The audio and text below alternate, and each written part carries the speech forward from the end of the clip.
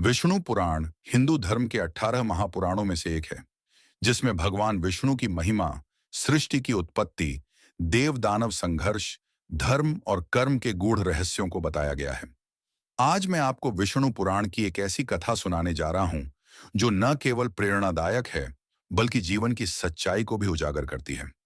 प्राचीन काल में महर्षि अत्रि की पत्नी अनसुया अपनी पवित्रता और पतिव्रता धर्म के लिए प्रसिद्ध थीं। उनकी तपस्या और धर्मपरायणता इतनी महान थी कि उनके आश्रम में देवताओं का वास रहता था।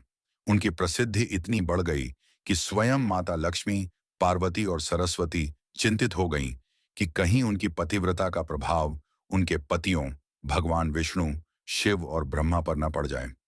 इस समस्या को हल करने के लिए त्रिदेव स्वयं अनसुया की परीक्षा लेने के लिए उनके आश्रम में ब्राह्मणों के वेश में पहुंचे। वे महर्षि अत्रि के न रहने पर आश्रम में आए और भोजन की याचना की। जब अनसुया भोजन देने लगीं, तो उन्होंने एक शर्त रखी।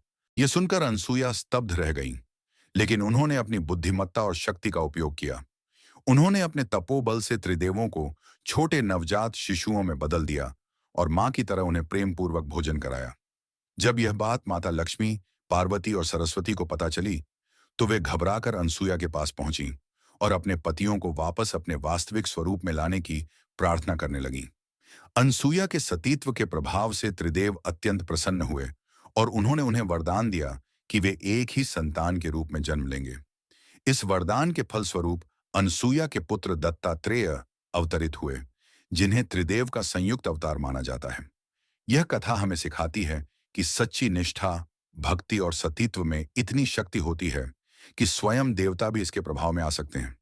यह कथा हमें यह भी बताती है कि परीक्षा कैसी भी हो, यदि हमारी नीयत शुद्ध और श्रद्धा सच्ची है, तो हम हर कठिनाई को पार कर सकते हैं।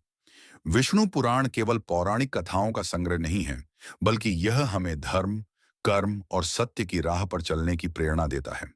भगवान विष्णु के अवतार और उनकी लीलाएं हमें यही सिखाती हैं कि सत्य, भक्ति और सद्गुणों से ही जीवन सफल होता है। धन्यवाद।